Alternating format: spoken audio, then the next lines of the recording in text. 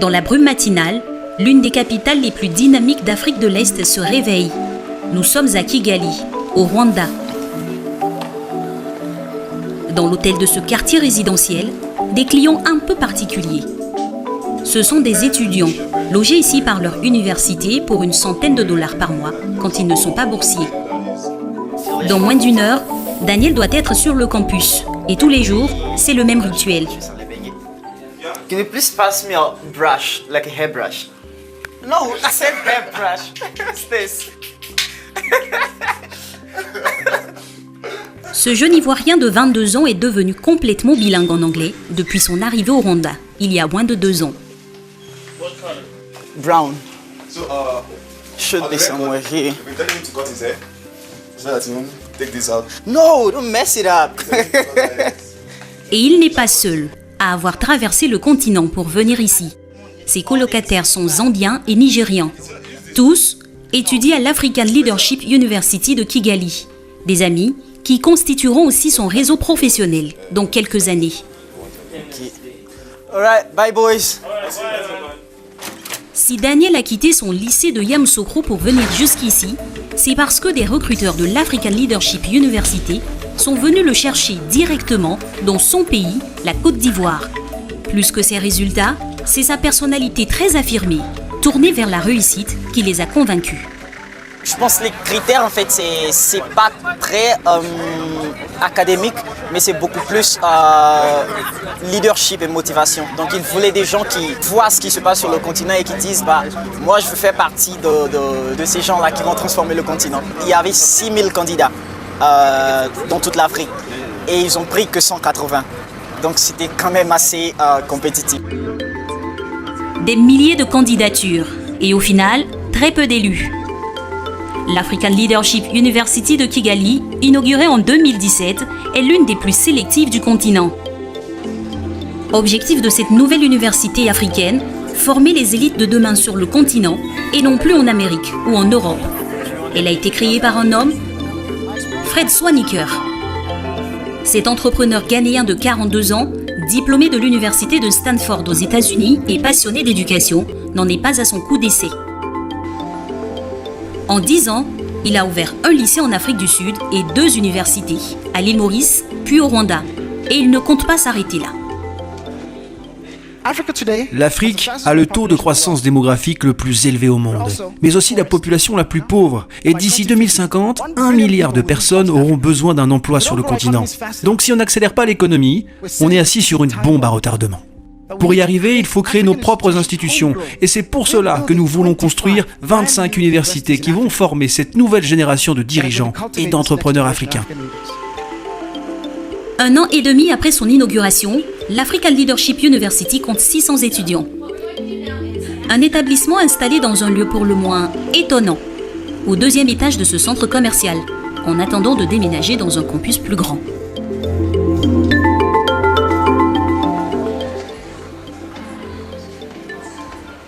Ici, les professeurs ont complètement repensé leur manière d'enseigner, à tel point que les salles de classe ressemblent parfois à des salles de théâtre.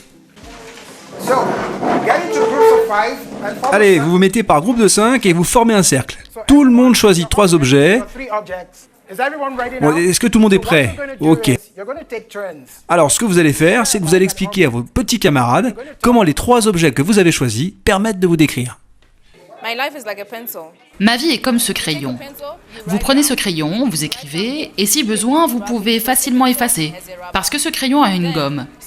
Et ça me symbolise plutôt bien, parce que dans ma vie, il y a certaines erreurs que j'ai commises, mais je ne les laisse pas m'envahir. J'essaye de les mettre de côté, et je vais de l'avant. Des cours et des enseignants bien loin du modèle des universités traditionnelles. La plupart viennent du terrain. Ils ont été recrutés dans de grandes entreprises comme Amazon ou des ONG actives sur le continent. C'est le cas de ce professeur qui a passé des années à travailler sur des thématiques d'entrepreneuriat au Nigeria. On pense que la connaissance de soi est le point de départ du leadership. Les leaders qui se connaissent eux-mêmes savent leurs forces et leurs faiblesses et ils savent ce dont ils sont vraiment capables. Après ça, ils peuvent se remettre en question. Aujourd'hui, on a besoin de ce genre de leaders dans nos communautés en Afrique. Des gens qui connaissent le terrain et les problèmes qu'il faut résoudre. quelques mètres de là, dans une autre salle, des étudiants de deuxième année présentent des projets de start-up face à des dirigeants d'entreprise venus jouer le rôle de potentiels investisseurs. Mesdames et messieurs, je suis fier de vous présenter pour la première fois le projet Magic Media. Magic Media, une imprimante intelligente qui s'adapte à tous les supports numériques et permet par exemple d'imprimer depuis son smartphone. Les étudiants ont 3 minutes pour convaincre leur auditoire, pas une de plus. C'était une bonne présentation, Bénédicte. Vous êtes confiant dans la manière dont vous emmenez votre idée et on s'est dit que ça doit marcher. Maintenant, j'aimerais comprendre comment vous comptez réaliser ce profit que vous annoncez. Ces professionnels en profitent aussi pour repérer les meilleurs éléments de l'université. Quand on voit des gens qui ont du potentiel, on a toujours envie de s'associer avec eux. S'ils ont un peu moins d'expérience que nous, c'est toujours enrichissant de pouvoir guider ces personnes et dénicher des talents pour les associer à votre entreprise. La pratique et l'expérience du terrain, plutôt que la théorie et les grands concepts académiques, c'est toute la philosophie de l'université, portée par son doyen. Tous nos bureaux sont en open space et notre modèle repose sur une structure très égalitaire. Donc les étudiants peuvent venir rencontrer les professeurs ou les autres employés de l'université s'ils en ont besoin. À ALU, l'espace a donc été pensé pour qu'il n'y ait pas de barrière entre les professeurs et les élèves. Et surtout, le programme est fait à partir des besoins réels du marché du travail africain. Avant d'ouvrir notre premier campus, on a sondé pas mal d'employeurs sur le continent. Et on leur a demandé quelles sont les qualités que vous attendez d'un étudiant diplômé.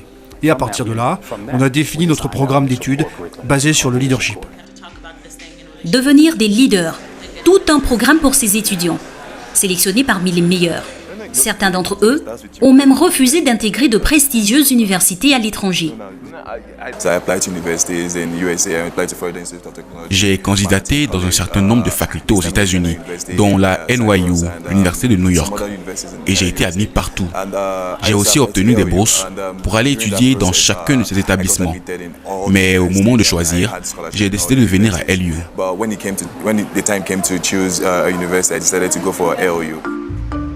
Privilégier une université de haut niveau sur le continent plutôt qu'une institution étrangère, c'est le mot d'ordre de cette génération d'étudiants.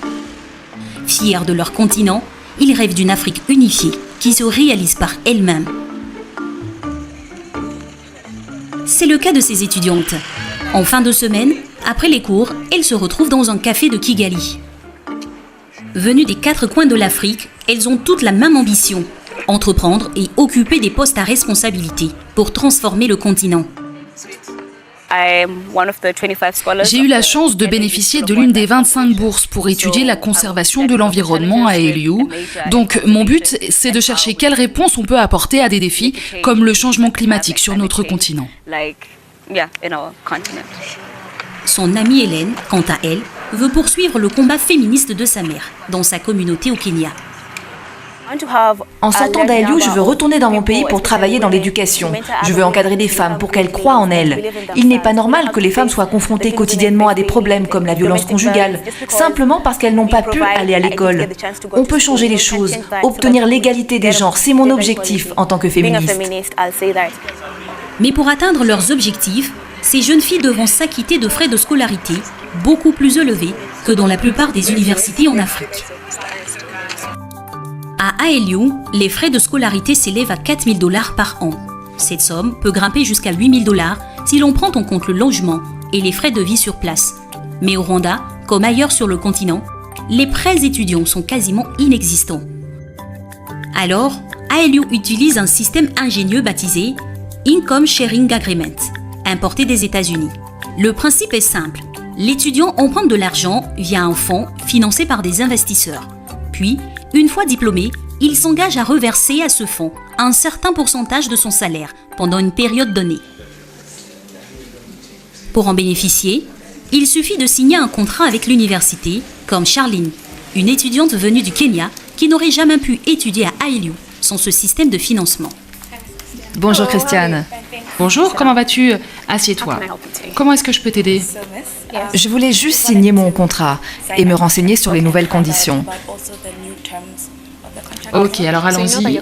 Tu sais que ton contrat, tu dois le re-signer tous les ans, donc le voilà pour cette année. Est-ce que tu as pris un stylo? Oui, j'en ai un. Ok, est-ce que tu as des questions au sujet de ce contrat? Prenons l'exemple de Charline. La jeune femme va percevoir 2 500 $ par an pendant 3 ans, soit en tout 7 500 $ pour l'ensemble de sa scolarité. Une fois diplômée, elle devra rembourser 15% de son salaire pendant 10 ans. Ce taux de remboursement varie selon la somme reçue par l'étudiant, mais le montant total du remboursement ne peut pas dépasser 3 fois la somme initialement prêtée, soit un maximum de 22 500 $ dans le cas de Charline.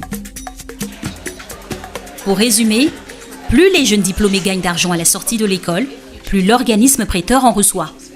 Un système gagnant-gagnant, selon Charline. Je sais que tout le monde sauterait sur l'occasion pour obtenir une bourse étudiante, plutôt qu'un contrat d'Income Sharing Agreement. Mais moi, j'ai le sentiment que ce contrat est une motivation supplémentaire pour être encore meilleur. Parce qu'au final, quand je vais reverser une part de mon salaire, ce ne sera pas seulement un remboursement de prêt, cela va permettre d'aider d'autres étudiants qui seront dans ma situation actuelle. À ALU, 60% des élèves ont souscrit à l'Income Sharing Agreement. Un système vertueux pour cette responsable de la vie étudiante, car il mise sur la réussite financière des élèves et ne les fragilise pas en cas de coup dur. Avec un prêt bancaire classique, si vous n'êtes pas en mesure de rembourser, vos intérêts continuent de courir chaque mois et le montant final que vous devez rembourser ne cesse d'augmenter. Avec le contrat d'Income Sharing Agreement, si vous ne travaillez pas ou si vous tombez malade, les paiements sont mis en pause. Donc c'est ça la principale différence. Avec ces aides au financement, ALU veut être accessible à tous les étudiants, quel que soit leur milieu social. Mais ce n'est pas tout. L'université veut aussi aider les élèves à développer leurs projets d'entreprise parallèlement à leurs études. Et ils sont nombreux à se lancer, comme Charles Kwarteng. Chaque jour, après les cours, ce jeune Ghanéen de 23 ans enfile sa casquette d'entrepreneur pour se rendre à quelques kilomètres de l'université.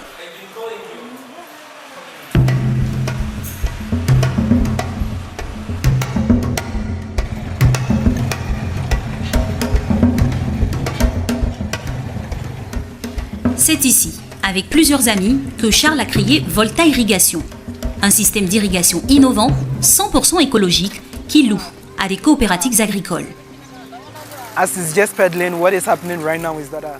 Pendant qu'il est en train de pédaler, vous voyez ce qui se passe. C'est comme sur un vélo. On a installé un système de dynamo qui permet de charger cette batterie, qui a une très grande capacité et qui permet d'actionner une pompe située dans l'eau.